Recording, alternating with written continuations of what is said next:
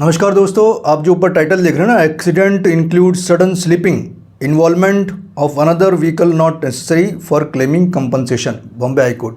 ये Bombay high court का recent judgement 18 अगस्त का ये जजमेंट था रिगार्डिंग एक्सीडेंटल क्लेम को लेकर। एमएससी ट्रिब्यूनल ने यहाँ पे जो क्लेमेंट था उसका क्लेम खारिज कर दिया था, ये कहते हुए कि जो एक्सीडेंट हुआ था there is no involvement of two vehicles. Bike चलाते वक्त बाइक स्लिप हो गई, इस वजह से एक्सीडेंट हो गया और जो क्लेमेंट था उनकी वाइफ की डेथ हो गई। तो ट्रिब्यूनल ने ये कहते हुए खारिज कर दिया कि यहाँ पे दो व्हीकल्स का इन्वॉल्वमेंट नहीं है। बॉम्बे हाई कोर्ट का जजमेंट इंपॉर्टेंट इसलिए है क्योंकि आप देखिए इसमें बॉम्बे हाई कोर्ट ने कहा है involvement of another vehicle is not necessary. कहने का मतलब ये हो गया कि जनरल जो धारणा है वो ये है कि एक्सीडेंट का मतलब दो या इससे ज़्यादा व्हीकल्स का आपस में इन्वॉल्व होना, लेकिन बॉम्बे हाई कोर्ट ने इस पर क्लियरिटी दी है, इसलिए ये जजमेंट बहुत इंपॉर्टेंट है। तो क्या था बॉम्बे हाई कोर्ट का जजमेंट, बात करेंगे इस 2 से 3 मिनट के वीडियो में, फटाफट समझेंगे कि बॉम्बे हाई कोर्ट ने ऐसा क्यों कहा और किस तरह से जजमेंट आपके क्लाइंट के लिए या फिर आपका कोई क्लेम चल रहा है उसमें ये फ़ायदेमंद हो सकता है। दोस्तों अगर आप चैनल पर नए हैं तो please subscribe channel, press the bell icon.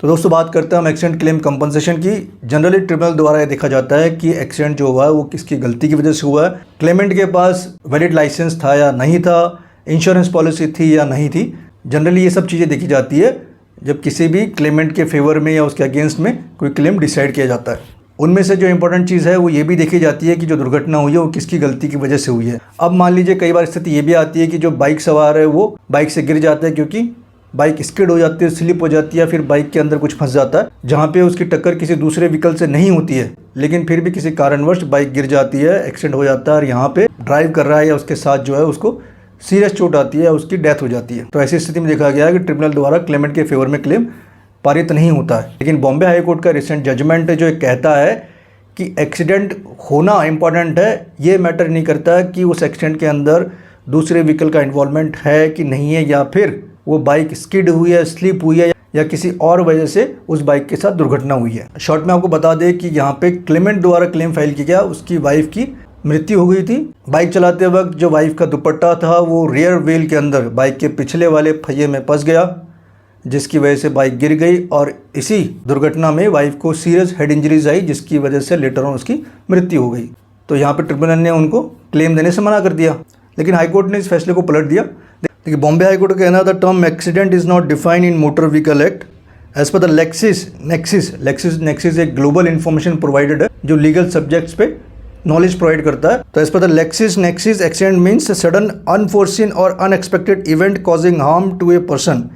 So in my view, accident includes collision, overturning or sleeping. It is not necessary to have involvement of other vehicle to cause an accident like in present case. तो high court ने साफ साफ कहा है कि accident होने के लिए यहाँ ज़रूरी नहीं है कि दूसरा व्हीकल इन्वॉल्व हो। अगर कोई व्हीकल स्लिप होता है, स्किड होता है या फिर किसी और से कॉलिजन होता है, मान ज़रूरी नहीं है कि जिससे कॉलिजन हुआ है वो व्हीकल ही हो, दीवार भी हो सकती है, कोई और चीज़ भी हो सकती है, जानवर भी हो सकता है। तो ऐसी परिस्थिति में भी इसको एक्सीडेंट ही माना जाएगा क्योंकि एक्सीडेंट की डेफिनेशन एमएसटी एक्ट में डिफाइन नहीं है। तो देखिए बॉम्बे हाई कोर्ट ने क्लियर किया कि एक्सीडेंट कुड बी अनफोर्सिन और अनएक्सपेक्टेड इवेंट्स। दोस्तों ये जजमेंट का लिंक मैंने शेयर किया, आप चाहे तो वहाँ से डाउनलोड कर सकते हैं, अदरवाइज़ आप हमें डायरेक्टली व्हाट्सएप पर संपर्क करके इस जजमेंट की कॉपी ले सकते हैं। उम्मीद करता हूँ जानकारी पसंद आई होगी। वीडियो को लाइक शेयर करना ना भूले। अगर आप लोग हमारे चैनल पर नए हैं तो please subscribe channel, press the bell icon. फिर मिलेंगे नए वीडियो टॉपिक के साथ, तब तक के लिए नमस्कार।